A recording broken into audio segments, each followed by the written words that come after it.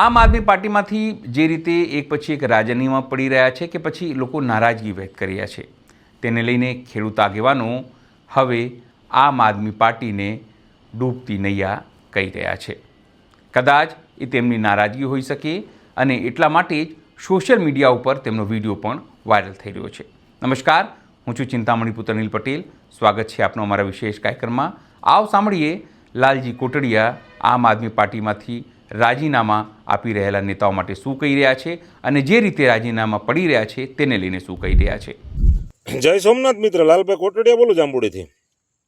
આપણે વાત એ હતી કે હમણાં તો આ ઓલો કેવા આવડા ચૈતર મહિનો આવે ને એટલે પાનખરનો મહિનો ગણાય. શું ગણાય? પાનખરનો મહિનો.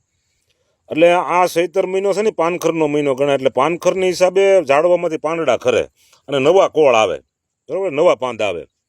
એટલે આ આપમાં એ પોઝિશન થઈ ગઈ છે. હવે એ ઝાડવું મળ્યું ખખરવા, શું કર્યું, એમાંથી મળ્યા પાંદડા ખરવા. હવે નવો મોર આવે ને ત્યાં તો પછી વર દોઢ વીયો જાય, ઘણો ટાઈમ વીયો જાય, બરાબર.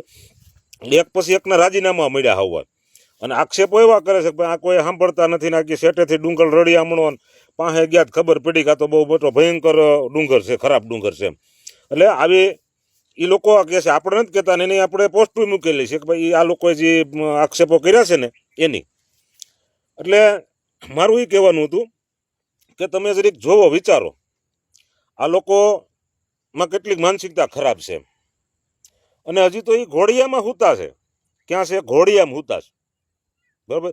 હજી ઘોડિયામાં હુતા છે. ક્યાં તમને કહું તો તમને કહું ઘોડામાં ખેલવાની આમ તમને કહું તૈયારીઓ મીડ્યા કરવા. એલા ભાઈ, હજી તો તમે ઘોડિયામાં હુતા છો. હજી તમે ભાખોડિયા પર હાલતા શીખો, પછી પાપા પગલી કરતા શીખો, બરાબર. અને પછી તમે કંઈક થોડાક મોટા થાવ ને પછી તમે એમ કહો કે અમારે ઘોડામાં જ બેહવું તો બરાબર છે. પણ હજી તો તમે ઘોડિયામાં હુતા છો, બરાબર. હજી તો તમે પારણી એમ ઝૂલો છો. ત્યાં તમે ઘોડાની વાતો કરો અને ઘોડામાં જ બેસવાનું કહો, આ તો ખોટું જ છે ને ભલામણા. બાકી તમારે તો હજી તમે સપના જોવો છો કે અમારે મુખ્યમંત્રી થવું ને ગૃહમંત્રી થવું ને ઓલું મંત્રી થવું છે. અરે હજી ભાઈ બહુ વાર છે, હજી ઘણો સમય છે, બાકી છે. ના, વારો આવશે, પણ તમે આમ છે ને ચાલુ રાખો તો. પણ લગભગ 2027 છે કે ચાલુ નહીં રહે, બધું તમારું પૂરું થઈ જાય. કારણ કે તમે ઓલા જેતપુર વાળા ભાઈ ભેગી ડીલ કરી લીધી છે. કારણ કે એ ડીલ થઈ, ફાઇનલ થઈ ગઈ, બરાબર છે. એવું તમારા માણસો કહે છે, અમે નથી કહેતા. તમારા માણસો એવું કહે છે કે ભાઈ ગોપાલભાઈ અને જયેશભાઈ બે ડીલ કરી લીધી છે. કારણ કે એ પાકું અને સાબિત એમાં આપણે તમે જોવો તો તમને ખબર પડે કે ના સાચું છે એમ. કારણ કે ઓલો ભાઈ જેવી ત્યાં ડીલ થઈને એવું તરત અહીંયા કને પારણા કરાવી નાખ્યા. એટલે ત્યાંથી આપણને શંકા થાય કે તેદુનું કોઈ ભાઈનું નામ નથી લેતું.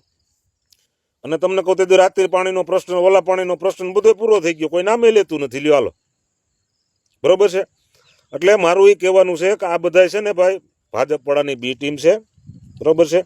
એટલે મહેરબાની કરી અને તમે આ બધાને વીજ જોવો.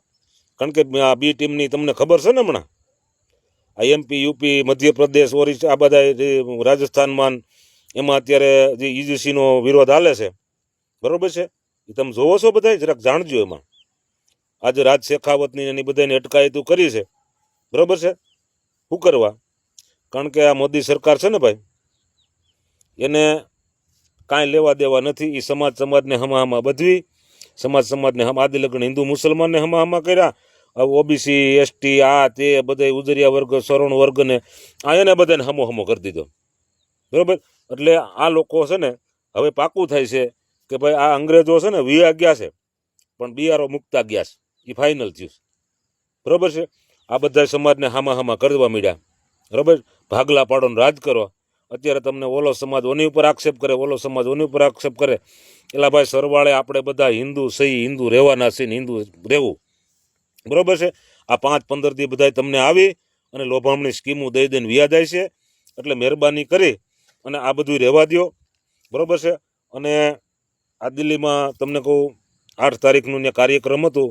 એટલે આગેવાનો જે કાંઈ કરણી સેનાના આન તેન બધા જે વ્યવસ્થિત માણસો બધા જ્યાં ગયા હતા એની બધાની ધરપકડો થઈ છે, બરોબર છે. એટલે હું એના એક શબ્દોમાં, મારા શબ્દોમાં હું એને વખોડું છું કે ભાઈ આ વસ્તુ ખોટી છે. કારણ કે દેવાજ પંડિતે કીધું હતું એ સાચું પીડ્યું છે, આમાં ખોટું નથી. કે ભાઈ દેશ એક ફેરું છે ને ઘાસીની ઘાણીએ પીલા હે. સમય આવશે ને ત્યારે આ ઘાસીની ઘાણીએ પીલા હે, બરોબર.